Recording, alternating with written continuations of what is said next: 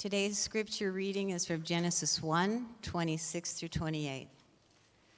Then God said, "Let us make mankind in our image, in our likeness, so that they may rule over the fish in the sea and the birds in the sky, over the livestock and all the wild animals, and over all the creatures that move along the ground." So God created mankind in his own image. In the image of God, he created them. Male and female, he created them. God blessed them and said to them, "Be fruitful and increase in number. Fill the earth and subdue it. Rule over the fish in the sea and the birds in the sky, and over every living creature that moves on the ground."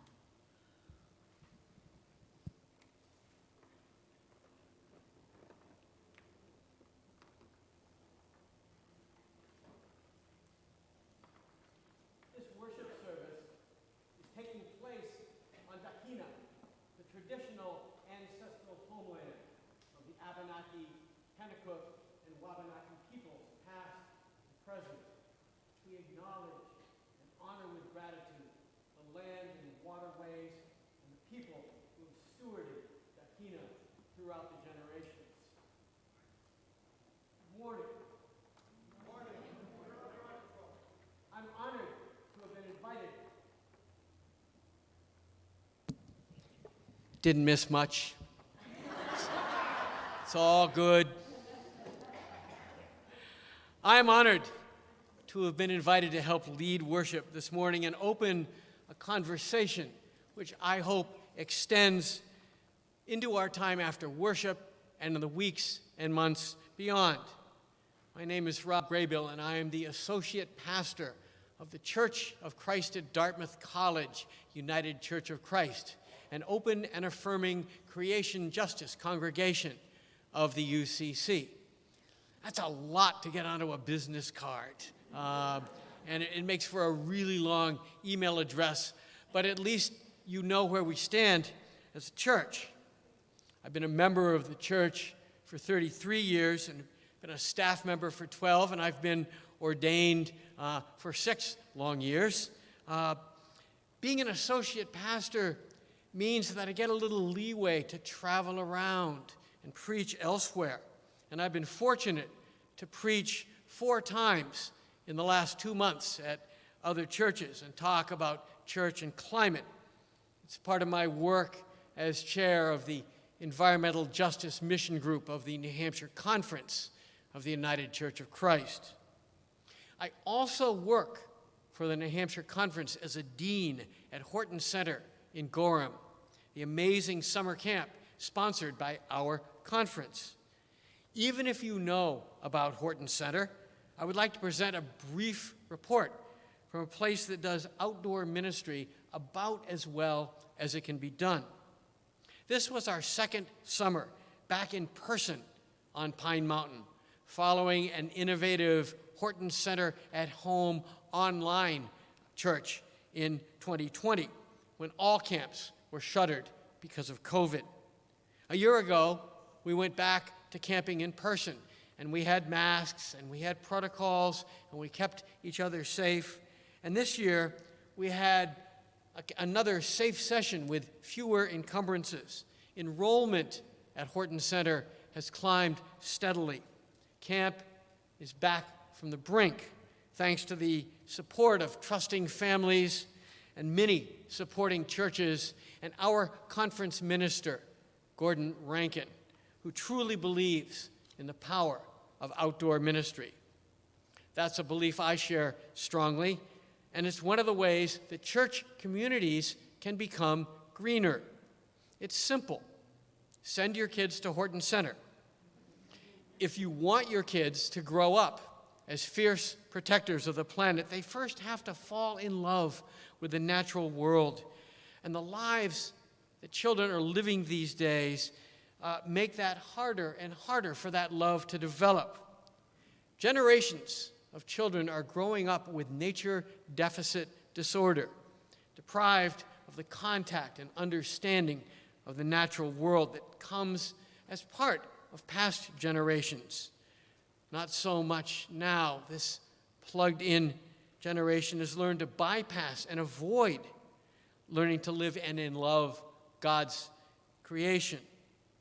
Any camper at any session at Horton Center experiences this automatically.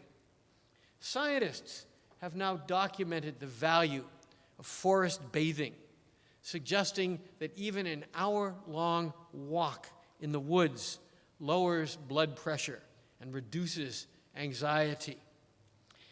Imagine what an unplugged week of forest bathing can do for someone.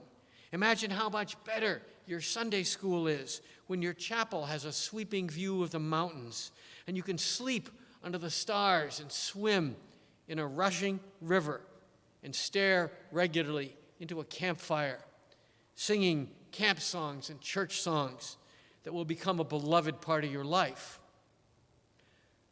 I'm here today, though, for another exciting part of my work for the New Hampshire Conference, and that is to present, with the help of others, 2 Environmental Justice Awards to a pair of incredibly deserving nominees. The New Hampshire Conference began the practice of honoring exemplary work on behalf of climate justice last year, and the awards were very well received. This year, the Environmental Justice Mission Group, which is represented today by Marge Shepherdson of the Federated Church from nearby Marlborough, our UCC neighbors, is honoring 5 winners, and 2 of them are from the Monadnock region. It should come as no surprise to you that the Monadnock region is a hotbed of climate activism. When we established the awards over a year ago, we wanted to be sure to make them true statewide awards and not limit our pool of climate justice activists just to the United Church of Christ, nor for that matter, just to faith communities. The fight in which we are engaged certainly belongs to the church, as I will describe a bit later. But it is a fight that is not limited to faith communities alone. Several of our award winners, including Dr. Ann Shedd and John Kondos, have been at this a while, and their resumes are even more impressive than the concise one which you have stapled to the back of your bulletin, and which I commend to you if this sermon begins to drag a little bit. We also have some impressive winners who are significantly younger.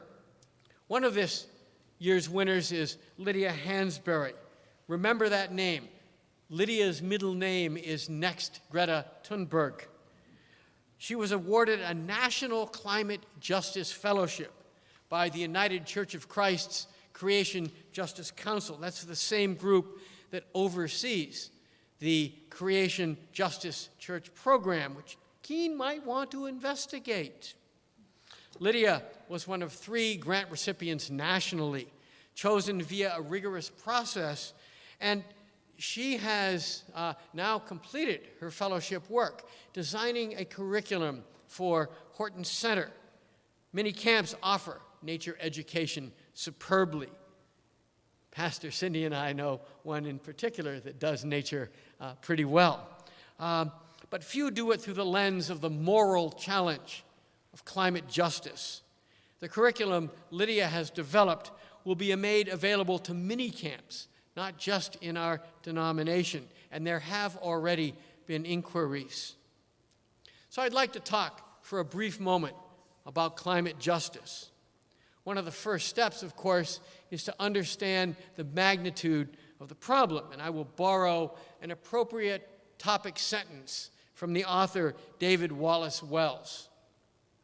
It is worse, much worse than you think it is. That is true, I'm afraid. I do a lot of reading. I trust the science. Although most of the threatened extinctions we are reading about now are monarch butterflies and polar bears, our unique and pervasive sense of denial has prevented us from recognizing the very likely possibility that the sixth extinction, the Anthropocene age, will be our last act as a species. Earth will go on. Earth will evolve quite well without us, but some writings forecast that humanity has perhaps 300 years left. And at the projected rate of climate change, it will be pretty unlivable after the next 100. So no wonder the young climate activists are worried.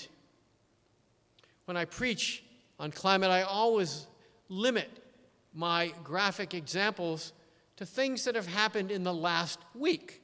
So, my graphic examples today are the incredible devastation of Hurricane Fiona in Puerto Rico, in the Dominican Republic, and in maritime Canada.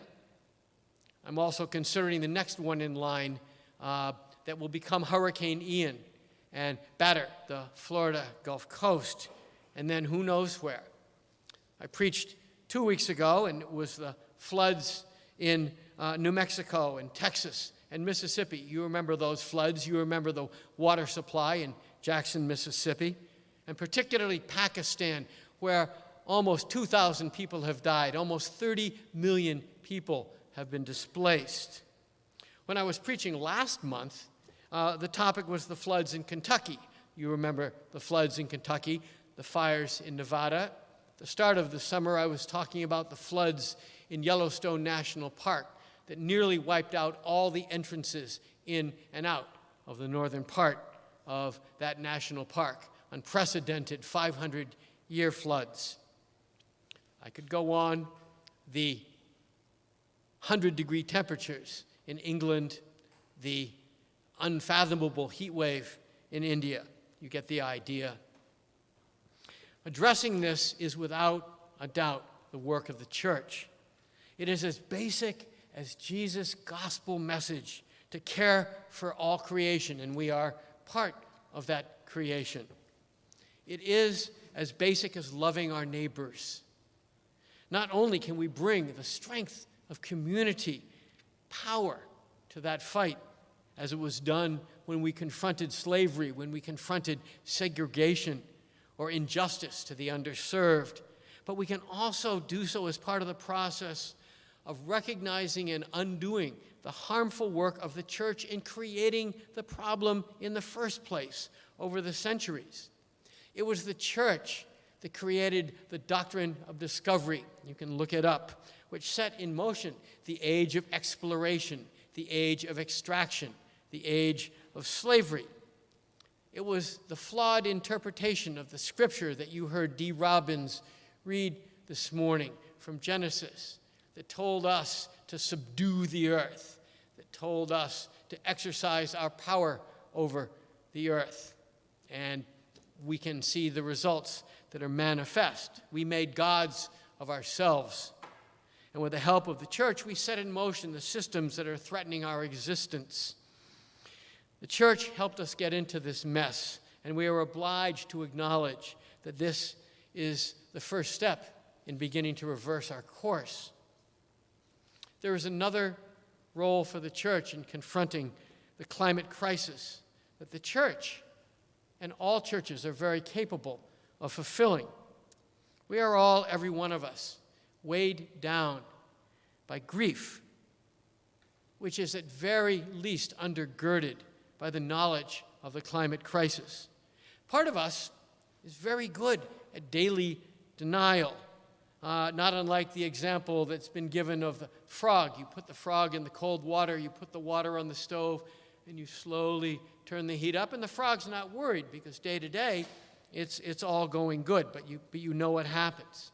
So part of us does know, and we grieve the loss of the species that we love. We're headed toward a world that soon will be without honeybees, without pollinators, without songbirds.